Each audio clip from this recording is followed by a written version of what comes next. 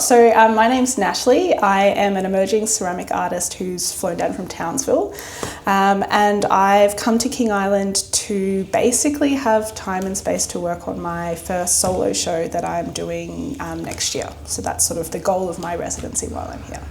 And where does then King Island fit in as inspiration, or is it different? So basically, a huge perk for me coming here, I'm not going to lie, is the weather. Coming from the hot summer in Townsville, it's basically too hot to make anything pottery-wise up there now, and it's so humid, nothing dries.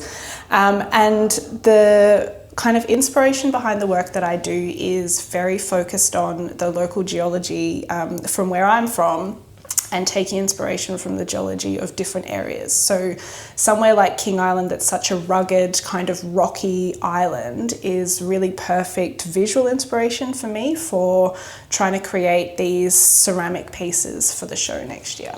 So where does geology and ceramics go together? Because I always think of little broken tiles and that you glue little things together. That's ceramics, but I'm sure I'm an art barbarian. I guess ceramics can take on so many different forms. For me, I work a lot with wheel-thrown pottery. So I sort of start with clay and throw it on the wheel and then sort of create, I guess, different vessels.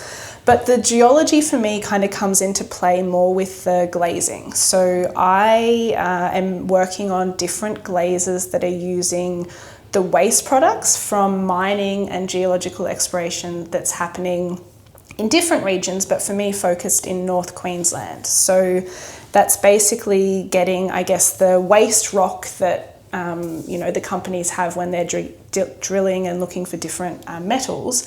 And I'm looking to create the glazes on the outside of ceramics with those different products. And so I guess there's geology in that sense. It's the rocks from that kind of mining and exploration for the glazes. But I guess I'm looking for inspiration to make the pots and to make the different sculpture pieces that I'm looking for that are inspired by, I guess, the rocks and the rugged outcrops on King Island. I would almost think that one of the first visits on King Island is go to our mine here, the Scheelite mine, Yes, I have an appointment set for Monday, so I'm heading to the mine just to, I set up a meeting, thank you for the introduction, and so I'm just going to meet and see what they're doing, see what the mine is like there, and see if they might have any waste products that I could... What are you hoping to find? Because this is tungsten, which is a very different mining sort of product. Like in Townsville, I guess you're more into coal mining and all that sort of thing. Townsville, they're more, and I will say my own geology knowledge is very lacking, even though my partner is a geologist, but I have no background in geology. So I'm interested to see, I guess, how tungsten is mined. The companies that I work with up in Townsville, they do a lot of exploration for gold and copper. So it's a lot of, I guess, drilling different rock, and rock glazing is its own thing in ceramics. So there's a lot of the components of rocks make really good glazes in themselves. So I'm interested to see, I guess, how tungsten is mined. I know there's a lot of different rock formations across the island, so it'll be interesting to see how it's mined, what goes on there, and just explore different parts of the island as well.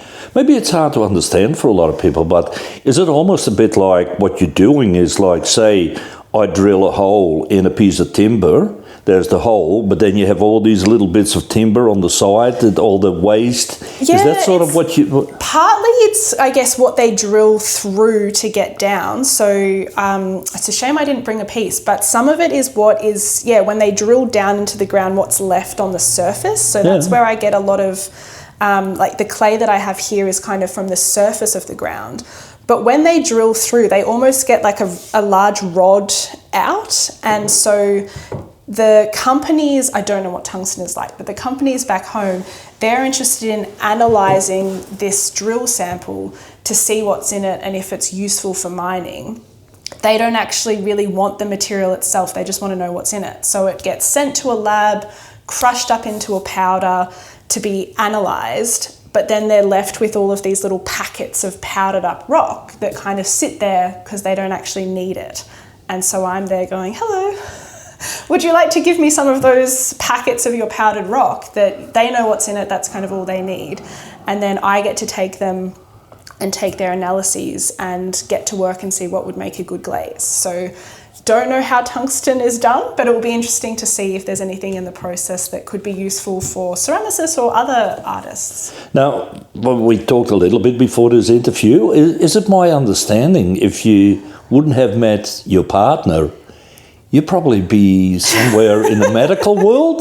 Yes, so I am a medical student and I work in health in my day life. And I moved to Townsville for the medical school and met my partner when I was up there, and he is a geologist. And that kind of kick-started my interest in geology, firstly from a visual sense. They had all of these samples of drill core, which are just these beautifully coloured pieces of rock. And he was just telling me, oh, there's nothing interesting in this from a geological perspective. But visually, they were really nice. And that kick-started my interest in, I guess, the geology from a visual sense. And then we got to talking, and he was talking about what's in the rocks. And I was like, oh, that sounds like materials that I hear about being in glazes. So could I use the rocks that they have and the waste that they have from geology in ceramics? So I don't know what I would be doing if I hadn't met him.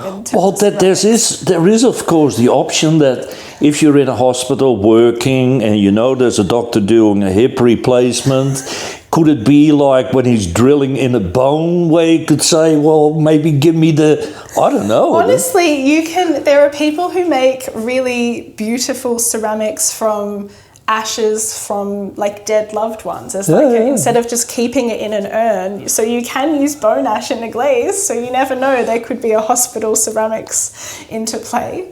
So what is it like if you sort of won't be successful as you would like to be, like with your ceramics, you go back to that medical life, or you really focus on? I kind of want to have them both going. I've found it really I mean, I'm not working as a doctor yet, so I have no idea what it will be like when I'm actually working. But I've really enjoyed, while I've been studying, having that creative outlet to go into. And if anyone's ever done ceramics, particularly on the wheel, it's very immersive and you'll make a lot of mistakes and you just kind of have to let go of everything. So it's really nice for me to have both of them.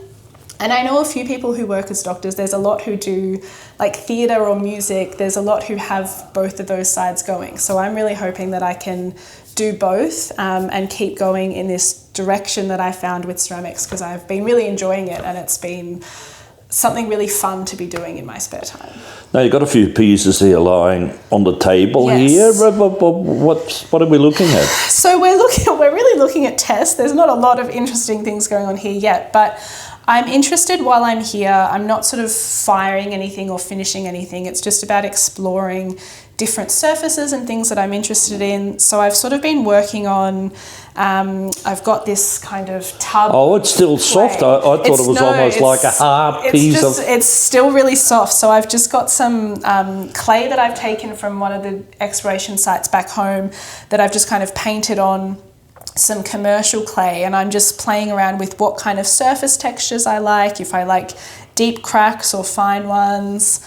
I've got some random rocks from the beach to do some different texturing. So it's really just having a bit of a play around at the moment for what sort of texture I'm liking the feel of.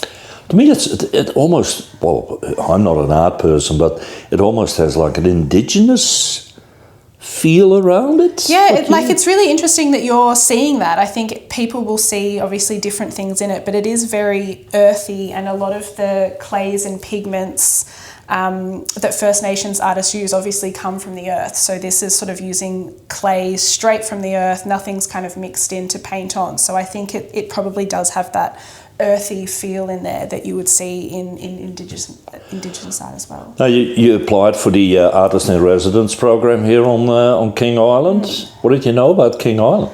Honestly, not a lot. A lot of people have that until you get here. I knew where it was, so I could point to it on a map, but I can't even remember how it came up. It must have been, I'm going to say it came up on Instagram somewhere, so I think there were, the forces of nature at play there. But it's such a unique experience as a residency to have, I guess, dedicated time with no outcome at the end. A lot of them, it's, you've got to produce a body of work or something at the end of it. So it means that the residency is really fast paced and you're working frenetically and you're trying to come up with something big at the end. But to have an opportunity that is You can set your own outcomes. You can really immerse yourself in the island. I've got days planned that are really just for driving around and exploring, taking photos, making sketches, maybe collecting a couple of samples. And I think that opportunity is so rare. So you're almost saying a change of scenery is like inspiring, honestly, isn't it? it's, and